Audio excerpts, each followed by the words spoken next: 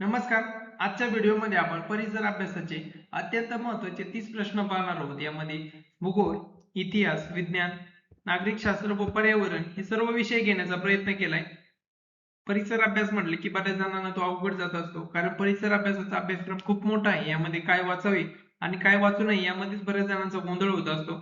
आजच्या या व्हिडिओमध्ये या मागील परीक्षेमध्ये जे काही वारंवार विचारले जाणारे प्रश्न आणि IMP आहेत ते प्रश्न घेण्याचा प्रयत्न केलाय, जेणेकरून तुम्हाला एक अंदाज लागून जाईल की आपण काय वाचलं पाहिजे आणि काय वाचलं नाही पाहिजे. या व्हिडिओचा तुम्हाला नक्कीच फायदा होईल. चला तर मग व्हिडिओला सुरुवात करूया. पहिलाच प्रश्न हा भूगोल विषयासाठी आहे. महाराष्ट्रातील अष्टविनायक स्थानांपैकी एकट्या पुणे जिल्ह्यात एकूण किती स्थाने आहेत? पर्याय क्रमांक 1 4, पर्याय क्रमांक B 5, पर्याय क्रमांक C 6, पर्याय क्रमांक D 3. याचं उत्तर आहे पर्याय क्रमांक B 5. आता एकूण 8 अष्टविनायकांपैकी पुणे जिल्ह्यामध्ये 5 आहेत. ते कोणकोणती? तर मोरगावचा मयुरेश्वर, तेऊरचा चिंतामणी, लेण्याद्रीचा गिरिजात्मज, ओझरचा विघ्नहर आणि रांजणगावचा महागणपती. रायगड जिल्ह्यामध्ये 2 आहेत. त्यामध्ये पालीचा बल्लाळेश्वर आणि महाडचा वरदविनायक. अहिल्यानगरमध्ये सिद्धटेकचा सिद्धिविनायक. असे एकूण 8 अष्टविनायक आहेत. त्यामध्ये पुणे जिल्ह्यामध्ये 5 आहेत. हे तुम्ही लक्षातच ठेवा, यावरही प्रश्न येऊ शकतो. आता दुसरा प्रश्न हा सामान्य विज्ञानावर आहे. मानवी रक्तगट ब्लड ग्रुपचा शोध खालीलपैकी कोणत्या शास्त्रज्ञाने लावला? पर्याय क्रमांक 1 विल्यम हार्वे, पर्याय क्रमांक B रॉबर्ट कॉक, पर्याय क्रमांक C कार्ल लॅन्स्टेनर, पर्याय क्रमांक D अलेक्झांडर फ्लेमिंग. याचं उत्तर आहे पर्याय क्रमांक C कार्ल लॅन्स्टेनर. आता विल्यम हार्वे यांनी काय केलं तर त्यांनी रक्ताभिसरण संस्थेचा शोध लावला. या दोघांमधील फरक समजून घ्या, यामध्ये बरेच जण कन्फ्युज होत असतात. पर्याय क्रमांक B रॉबर्ट कॉक यांनी काय केलं तर त्यांनी TB आणि कॉलरा जंतूचा शोध लावला. त्यानंतर अलेक्झांडर फ्लेमिंग यांनी काय केलं तर पेनिसिलिन नावाचं पहिलं अँटीबायोटिक शोधलं. आता याबद्दल अजून माहिती पाहिजे झाली तर लॅन्स्टेनर यांनी 1900 साली ए बी आणि ओ या रक्तगटाचा शोध लावला. यासाठी त्यांना नोबेल पुरस्कार मिळाला. सर्व योग्य दाता युनिव्हर्सल डोनर यामध्ये ओ रक्तगट असलेल्या व्यक्तींचे रक्त कोणालाही चालते आणि सर्व योग्य ग्राही म्हणजे युनिव्हर्सल ऍक्सेप्टर AB रक्तगट असलेले व्यक्ती कोणाचेही रक्त घेऊ शकतात. आता यामध्ये फरक समजून घ्या. जर O पॉझिटिव्ह रक्त असेल तर ते रक्त फक्त A positive, B positive, AB positive आणि O पॉझिटिव्ह यांना चालतं. पण त्यामध्ये जर O निगेटिव्ह असेल तर ते रक्त A positive, A negative, B positive, B negative, AB positive, AB negative, O positive आणि O निगेटिव्ह या सर्वांना चालत असतं. त्याच्यामुळे सर्व योग्य दाता युनिव्हर्सल डोनर पर्यायामध्ये जर तुम्हाला O पॉझिटिव्ह आणि O निगेटिव्ह विचारलं असेल तर त्याचं सर्वात योग्य उत्तर हे O निगेटिव्ह असेल. आणि सर्व योग्य ग्राही यामध्ये AB पॉझिटिव्ह दिला असेल तर ते सर्वात योग्य असतं, कारण AB पॉझिटिव्हला निगेटिव्ह लोकांचंही रक्त चालतं आणि पॉझिटिव्ह लोकांचंही. तसं निगेटिव्ह AB निगेटिव्ह मध्ये फक्त त्याला निगेटिव्ह लोकांचाच रक्त लागत असतं, तो पॉझिटिव्ह रक्त त्याला चालत नाही. आता विल्यम हार्वे यांनी मानवी शरीरातील रक्ताभिसरण संस्थेचा शोध लावला, हे आपण आधीच पाहिलं. आता प्रश्न क्रमांक 3 भारतीय राज्यघटनेत कलम 21 अ हे खालीलपैकी कोणत्या हक्काशी संबंधित आहे? पर्याय क्रमांक 1 माहितीचा अधिकार, पर्याय क्रमांक B समानतेचा अधिकार, पर्याय क्रमांक C शिक्षणाचा अधिकार, पर्याय क्रमांक D धार्मिक स्वातंत्र्याचा अधिकार. याचं उत्तर आहे पर्याय क्रमांक C शिक्षणाचा अधिकार. आता पर्याय 1 कशाशी संबंधित आहे तर माहितीचा अधिकार हा RT 2005 चा आहे. त्यानंतर समानतेचा अधिकार हा राज्यघटनेचा कलम 14 ते 18 मध्ये येतो. त्यानंतर धार्मिक स्वातंत्र्याचा अधिकार हा कलम 25 ते 28 मध्ये येतो. महत्वाचे मुद्दे शिक्षणाच्या अधिकारामध्ये 86वी घटना दुरुस्ती. या दुरुस्तीनुसार घटनेत कलम 21 अ समाविष्ट करून शिक्षणाला मूलभूत हक्क बनवले गेले. तरतूद काय होती तर 6 ते 14 वयोगटातील सर्व मुलांना मोफत आणि सक्तीचे शिक्षण देणे हे राज्याचे कर्तव्य असेल. RTI कायदा बालकांचा मोफत व सक्तीच्या शिक्षणाचा अधिकार कायदा RTI ऍक्ट 2009 मध्ये संमत झाला आणि 1 एप्रिल 2010 पासून लागू झाला होता. क्योटो प्रोटोकॉल हा आंतरराष्ट्रीय करार मुख्यत्वे कशाशी संबंधित आहे? ऑप्शन पर्याय क्रमांक 1 ओझोन थर संरक्षण, पर्याय क्रमांक B जागतिक तापमान वाढ, पर्याय क्रमांक C जैवविविधता संरक्षण, पर्याय क्रमांक D पाणथळ जागांचे संरक्षण. याचं उत्तर आहे पर्याय क्रमांक B जागतिक तापमान वाढ. आंतरराष्ट्रीय पर्यावरण करारामध्ये क्योटो प्रोटोकॉल 1997 हा जपानमधील क्योटो शहरातील झालेला करार आहे. याचे मुख्य उद्देश वातावरणातील हरितगृह वायूचे म्हणजे कार्बन डायऑक्साईड CO2 चे उत्सर्जन कमी करणे हा आहे. मॉन्ट्रियल प्रोटोकॉल हा 1987 हा करार ओझोन थराचे संरक्षण करण्यासाठी आणि फ्लोरोफ्लोरोकार्बनचा वापरावर बंदी आणण्यासाठी आहे. त्यानंतर रामसर करार हा 1971 मध्ये हा करार पाणथळ जागांचे संरक्षणासाठी आहे. हे काही महत्वाचे करार आहेत, हे पाठच तुम्हाला करावे लागतील. यावरही प्रश्न येऊ शकतो. प्रश्न क्रमांक 6. छत्रपती शिवाजी महाराजांच्या अष्टप्रधान मंडळात पंडितराव यांचे मुख्य काम काय होते? आता अष्टप्रधान मंडळामध्ये कोण कशाचा प्रमुख होता, कोणाचे काम काय होते, यावर प्रश्न येतो म्हणजे येतोच. ते तुम्हाला पाठच करावे लागेल. पर्याय क्रमांक 1 न्यायदान करणे, पर्याय क्रमांक बी परस्परांशी संबंध ठेवणे, पर्याय क्रमांक सी सैन्याची व्यवस्था पाहणे, पर्याय क्रमांक डी धार्मिक व्यवहार पाहणे.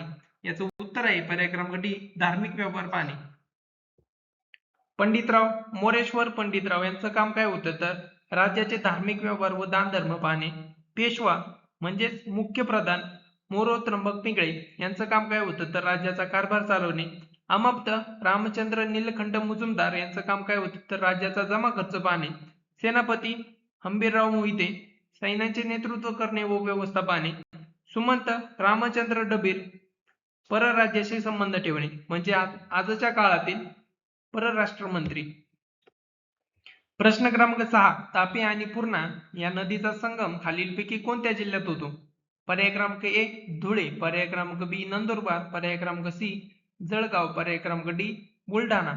याचं उत्तर आहे पर्याय क्रमांक सी जळगाव. तापी नदी धुळे आणि नंदुरबार मधून वाहते, पण तिचा संगम जळगाव मध्ये होतो. महाराष्ट्रातील नद्यांचे काही महत्वाचे संगम. तापी आणि पूर्णा संगम आताच पाहिला आपण. जळगाव जिल्ह्यातील मुक्ताईनगर तालुक्यातील चांगदेव येथे तापी आणि पूर्णा नदीचा संगम होतो. तापी ही महाराष्ट्रातील सर्वात मोठी पश्चिम वाहिनी नदी आहे. गोदावरी प्रवरा यांच्या संगमाला प्रवरा संगम म्हणतात, जी टोके अहमदनगर यालाच आता इल्यानगर म्हणतात.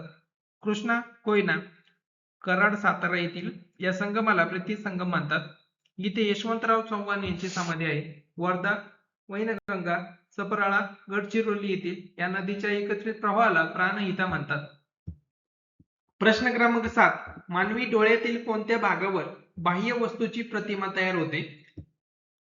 पर्याय क्रमांक ए बुबुळ, पर्याय क्रमांक बी बाहुली, पर्याय क्रमांक सी दृष्टिपटल, पर्याय क्रमांक डी पारपटल. याचं उत्तर आहे पर्याय क्रमांक सी दृष्टिपटल. आता बुबुळ काय करते तर बुबुळामध्ये डोळ्यांना रंग मिळतो. बाहुली ही डोळ्यात जाणाऱ्या प्रकाशावर नियंत्रण ठेवते आणि ज्यावेळेस नेत्रदान केले जाते त्यावेळेस पारपटल हा भाग दान केला जातो.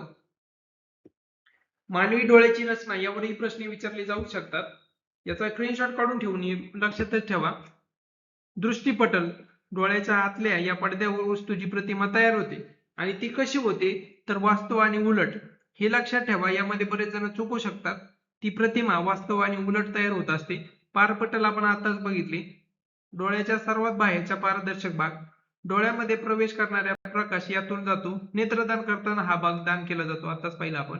बुबुळ हा डोळ्याच्या रंगीत भाग असतो. याच्या मध्यभागी असलेल्या छिद्राला बाहुली म्हणतात, जी प्रकाशावर नियंत्रण ठेवते. प्रश्न क्रमांक 8 परिसंस्थेतील घटकांपैकी खालीलपैकी कोणता अजैविक घटक नाही? इथे नाही विचारलाय. काही जण प्रश्न बारीक वाचत नाही. पहिलाच पर्याय हा त्याचा सूर्यप्रकाश. परिसंस्थेतील घटकापैकी खालीलपैकी कोणता अजैविक घटक नाही वाचलंच नसलं तर लगेच सर्वजण एक पर्याय देतात आणि आपला मार्क घालवतात. प्रश्न 2 वेळा वाचत चला. नेमकी पॉझिटिव्ह विचारलंय निगेटिव्ह विचारलंय याच्यावर लक्ष देत चला. पर्याय क्रमांक ए सूर्यप्रकाश, पर्याय क्रमांक बी हवा व पाणी, पर्याय क्रमांक सी जीवाणू, पर्याय क्रमांक डी माती. याचं उत्तर आहे पर्याय क्रमांक सी जीवाणू. कारण जीवाणू हे सजीव आहे, म्हणजे जे जैविक आहेत. हवा पाणी सूर्यप्रकाश माती हे सर्व निर्जीव आहेत, म्हणून ते अजैविक आहेत. जैविक घटक आणि अजैविक घटक यामधील फरक समजून घ्या. जैविक घटक म्हणजे परिसंस्थेतील सर्व सजीव. यामध्ये उत्पादक भक्षक विघटक मध्ये जीवाणू बुरशी सूक्ष्मजीव यांचा सर्वांचा समावेश होत असतो. अजैविक घटक म्हणजे परिसंस्थेतील निर्जीव घटक. यामध्ये हवा पाणी माती सूर्यप्रकाश तापमान खनिजे इत्यादींचा समावेश होतो. जीवाणू हे सजीव असल्यामुळे त्यांचे जैविक घटक आहेत, ते अजैविक घटक नाहीत. प्रश्न क्रमांक 9 ग्रामपंचायतीचे वार्षिक अंदाजपत्र म्हणजे बजेट प्रथम कोण मंजूर करतं? पर्याय क्रमांक ए पंचायत समिती, पर्याय क्रमांक बी ग्रामसभा, पर्याय क्रमांक सी जिल्हा परिषद, पर्याय क्रमांक डी सरपंच. याचं उत्तर आहे पर्याय क्रमांक बी ग्रामसभा.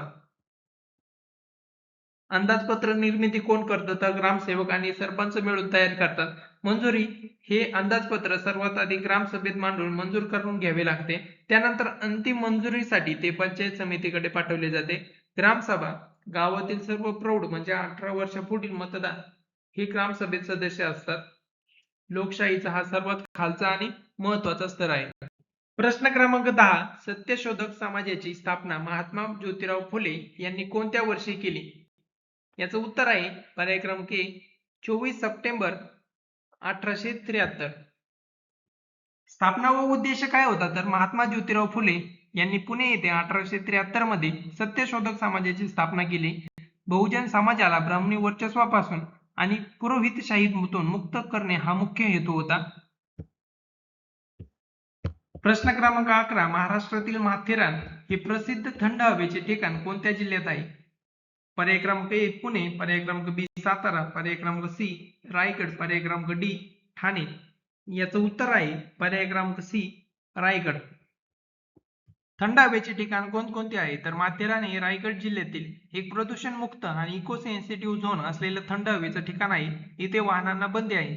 सातारा येथील महाबळेश्वर आणि पाचगणी, अमरावती येथील चिखलदरा, नंदुरबार येथील तोरणमाळ, सिंधुदुर्ग येथील आंबोली इथे महाराष्ट्रातील सर्वाधिक पाऊस पडणारे ठिकाण म्हणून ओळखले जाते. प्रश्न क्रमांक 12 वनस्पतींच्या पानांचा हिरवा रंग कशामुळे असतो आणि त्यामध्ये कोणता धातू आढळतो? पर्याय क्रमांक ए हिमोग्लोबिन, लोह, पर्याय क्रमांक बी क्लोरोफिल, मॅग्नेशियम, पर्याय क्रमांक सी मेलेनिन, तांबे, पर्याय क्रमांक डी कॅरोटीन जस्त. याचं उत्तर आहे पर्याय क्रमांक बी क्लोरोफिल, मॅग्नेशियम. क्लोरोफिल प्रकाश संश्लेषण प्रक्रियेसाठी अत्यंत आवश्यक असते. यामध्ये मध्यवर्ती धातू मॅग्नेशियम असतो. हिमोग्लोबिन यामुळे मानवी रक्ताला लाल रंग प्राप्त होतो आणि यामध्ये लोह हा धातू असतो. मेलेनिन मानवी त्वचेचा आणि केसांचा रंग मेलेनिन या रंगद्रव्यामुळे ठरतो. प्रश्न क्रमांक 13 भारतातील पश्चिम घाट जागतिक स्तरावर कशासाठी प्रसिद्ध आहे? पर्याय क्रमांक ए वाळवंटीकरण, पर्याय क्रमांक बी सर्वाधिक औद्योगिक प्रदूषण, पर्याय क्रमांक सी हिमनद्यांचा उगम, पर्याय क्रमांक डी जैवविविधता. याचं उत्तर आहे पर्याय क्रमांक डी जैवविविधता. पश्चिम घाट हा जगातील 8 सर्वात हॉटेस्ट हॉटस्पॉट अतिसंवेदनशील जैवविविधता क्षेत्रापैकी एक आहे. येथे हजारो प्रकारचे दुर्मिळ वनस्पती व प्राणी आढळतात. युनेस्को 2012 मध्ये पश्चिम घाटाला जागतिक वारसा स्थान म्हणून घोषित करण्यात आले. आता भारतामधील हॉटस्पॉट मध्ये काही ठराविक आहेत. हिमालय, इंडो बर्मा, पश्चिम घाट आणि सुंदरलँड म्हणजेच अंदमान निकोबार क्षेत्र. प्रश्न क्रमांक 14 असहकार चळवळ कोणत्या घटनेमुळे महात्मा गांधींनी अचानक मागे घेतली? पर्याय क्रमांक ए जालियनवाला बाल हत्याकांड, पर्याय क्रमांक बी चौरी चौरा घटना, पर्याय क्रमांक सी काकोरी कट, पर्याय क्रमांक डी दांडी यात्रा. याचं उत्तर आहे पर्याय क्रमांक बी चौरी चौरा घटना. चौरी चौरा घटना फेब्रुवारी 1922 उत्तर प्रदेशातील गोरखपूर जिल्ह्यात चौरी चौरा येथे हिंसक जमावाने पोलीस स्टेशनला आग लागली, ज्यात 22 पोलिसांचा होरपळून मृत्यू झाला. महात्मा गांधी हे अहिंसेचे पुरस्कर्ते होते. या हिंसक घटनेमुळे व्यथित होऊन त्यांनी सुरू असलेल्या असहकार चळवळ तात्काळ स्थगिती केली. प्रश्न क्रमांक 15 भारतीय संसदेच्या राज्यसभेचे पदसिद्ध सभापती कोण असतात? पर्याय क्रमांक एक राष्ट्रपती, पर्याय क्रमांक बी पंतप्रधान, पर्याय क्रमांक सी उपराष्ट्रपती, पर्याय क्रमांक डी सरन्यायाधीश. याचं उत्तर आहे पर्याय क्रमांक सी उपराष्ट्रपती. राज्यसभा हे संसदेचे वरिष्ठ आणि कायमस्वरूपीचे सभागृह आहेत. सभापती कलम 64 नुसार भारताचे उपराष्ट्रपती हे राज्यसभेचे पदसिद्ध सभापती असतात. सद्यस्थितीमध्ये श्री जगदीप धनखड हे राज्यसभेचे सभापती आहेत. लोकसभा लोकसभेच्या प्रमुखाला अध्यक्ष म्हणतात, ज्याची निवड लोकसभा सदस्यांमधून होते. प्रश्न क्रमांक 16 भारतातील सर्वात मोठे खाऱ्या पाण्याचे सरोवर चिल्का कोणत्या राज्यात आहे? पर्याय क्रमांक ए राजस्थान, पर्याय क्रमांक बी महाराष्ट्र, पर्याय क्रमांक सी ओडिसा, पर्याय क्रमांक डी आंध्र प्रदेश. याचं उत्तर आहे पर्याय क्रमांक सी ओडिसा. राजस्थानमध्ये सांबर नावाचे मिठाळ सरोवर आहे. महाराष्ट्रात बुलढाण्यात उल्कापातामुळे झालेले लोणार सरोवर आहे. बरं, हे सगळं आपण पाहिलंय. चिल्का भारतातील सर्वात मोठे खाऱ्या पाण्याचे सरोवर. हिवाळ्यात इथे परदेशी पक्षी मोठ्या संख्येने आढळतात. सांबर राजस्थानमधील भारतातील सर्वात क्षारयुक्त असलेले सरोवर. उलर जम्मू काश्मीर भारतातील सर्वात मोठे गोड्या पाण्याचे सरोवर. लोणार महाराष्ट्रामधील उल्कापातामुळे तयार झालेले खाऱ्या पाण्याचे सरोवर हे बुलढाणा इथे आहे. प्रश्न क्रमांक 17 परिपथातील विद्युतधारा मोजण्यासाठी कोणते उपकरण वापरतात? पर्याय क्रमांक ए व्होल्टमीटर, पर्याय क्रमांक बी अमीटर, पर्याय क्रमांक सी गॅल्व्हनोमीटर, पर्याय क्रमांक डी बॅरोमीटर. याचं उत्तर आहे पर्याय क्रमांक बी अमीटर. अमीटर हे परिपथातील वाहणारी विद्युतधारा मोजण्यासाठी अमीटर वापरतात. हे परिपथातील नेहमी एकसर जोडणीत लावतात. व्होल्टमीटर हे दोन बिंदूंमधील विभवांतर म्हणजे व्होल्टेज मोजण्यासाठी. गॅल्व्हनोमीटर हे अत्यंत सूक्ष्म विद्युतधारा मोजण्यासाठी किंवा तिची दिशा ओळखण्यासाठी वापरले जाते. बॅरोमीटर हे वातावरणातील दाब मोजण्यासाठी वापरले जाते.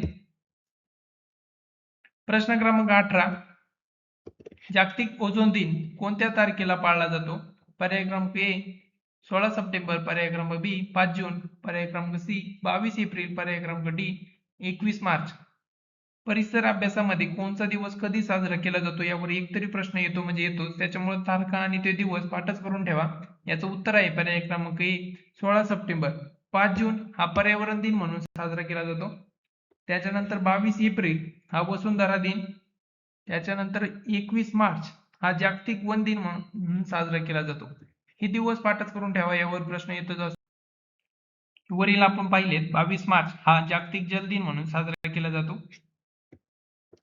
प्रश्न क्रमांक 19 1857च्या स्वातंत्र्य लढ्यात झाशीचे नेतृत्व कोणी केले? पर्याय क्रमांक ए तात्या टोपे, पर्याय क्रमांक बी बेगम हजरत महल, पर्याय क्रमांक सी मंगल पांडे, पर्याय क्रमांक डी राणी लक्ष्मीबाई. याचं उत्तर आहे पर्याय क्रमांक डी राणी लक्ष्मीबाई. कानपूर येथे नानासाहेब पेशवे आणि तात्या टोपे यांनी नेतृत्व केले. लखनौ येथे बेगम हजरत महल, बिहार येथे कुंवर सिंग आणि परागपूर छावणी येथे मंगल पांडे यांनी नेतृत्व केले. प्रश्न क्रमांक 20 प्रशासकीय दृष्ट्या खालीलपैकी कोणता जिल्हा मराठवाडा विभागात येत नाही? पर्याय क्रमांक 1 परभणी, पर्याय क्रमांक बी हिंगोली, पर्याय क्रमांक सी वाशिम, पर्याय क्रमांक डी लातूर. याचं उत्तर आहे पर्याय क्रमांक सी वाशिम. कारण वाशिम हा विदर्भात म्हणजे अमरावती विभागात येतो. परभणी, हिंगोली आणि लातूर हे मराठवाड्यातील जिल्हे आहेत. मराठवाडा विभागामध्ये छत्रपती संभाजीनगर हा महाराष्ट्रातील सर्वात मोठा प्रशासकीय विभाग असून यात 8 जिल्हे आहेत. प्रश्न क्रमांक 21 महाराष्ट्र विधान परिषदेतील एकूण सदस्य संख्या किती? पर्याय क्रमांक 1 288, पर्याय क्रमांक बी 48, पर्याय क्रमांक सी 250, पर्याय क्रमांक डी 78. तर याचं उत्तर आहे पर्याय क्रमांक डी 78. आता विधान परिषद वरिष्ठ सभागृह महाराष्ट्रात एकूण 78 सदस्य आहेत. हे सदस्य अप्रत्यक्षरित्या निवडले जातात. विधानसभा कनिष्ठ सभागृह महाराष्ट्रात 288 आमदार थेट जनतेतून निवडले जातात. लोकसभा सदस्य खासदार महाराष्ट्रातून 48 खासदार संसदेत जातात. राज्यसभा सदस्य महाराष्ट्रातून 19 सदस्य निवडले जातात. प्रश्न क्रमांक 22 डेंग्यू हा आजार कोणत्या डासाची मादी चावल्यामुळे पसरतो? पर्याय क्रमांक ए एनोफिलीस, पर्याय क्रमांक बी क्युलेक्स, पर्याय क्रमांक सी एडिस इजिप्ती, पर्याय क्रमांक डी प्लाझ्मोडियम. याचं उत्तर आहे पर्याय क्रमांक सी एडिस इजिप्ती. डेंग्यू हा एक विषाणूजन्य आजार आहे जो एडिस इजिप्ती या डासाच्या मादीमुळे पसरतो. हे डास स्वच्छ व साचलेल्या पाण्यात अंडे घालतात. मलेरिया एनोफिलीस डासाची मादी चावल्यामुळे होतो. हत्ती रोग क्युलेक्स डासाची मादी चावल्यावर पसरतो आणि प्लाझ्मोडियम हा डास नाही तर मलेरियाचा परजीवी आहे. प्रश्न क्रमांक 23 बायोगॅस मध्ये सर्वात जास्त प्रमाण कोणत्या वायूचे असते? पर्याय क्रमांक ए हायड्रोजन, पर्याय क्रमांक बी कार्बन डायऑक्साइड, पर्याय क्रमांक सी ब्युटेन, पर्याय क्रमांक डी मिथेन. तर याचं उत्तर आहे पर्याय क्रमांक डी मिथेन. आपल्या घरात गॅस सिलेंडर मध्ये मुख्यत्वे ब्युटेन आणि प्रोपेन असतो. बायोगॅस सीएनजी या दोन्हीमध्ये मुख्य घटक मिथेन CH4 असतो. सुमारे 50 ते 75% याचं प्रमाण असते. हा एक उत्तम आणि प्रदूषणमुक्त इंधन पर्याय आहे.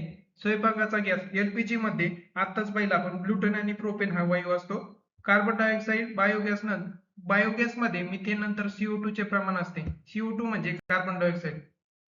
प्रश्न क्रमांक 24 स्त्री पुरुष तुलना हा अतिशय गाजलेला व क्रांतिकारी ग्रंथ कोणी लिहिला? पर्याय क्रमांक 1 महात्मा ज्योतिराव फुले, पर्याय क्रमांक B पंडिता रमाबाई, पर्याय क्रमांक C ताराबाई शिंदे, पर्याय क्रमांक D महर्षी धोंडो केशव कर्वे.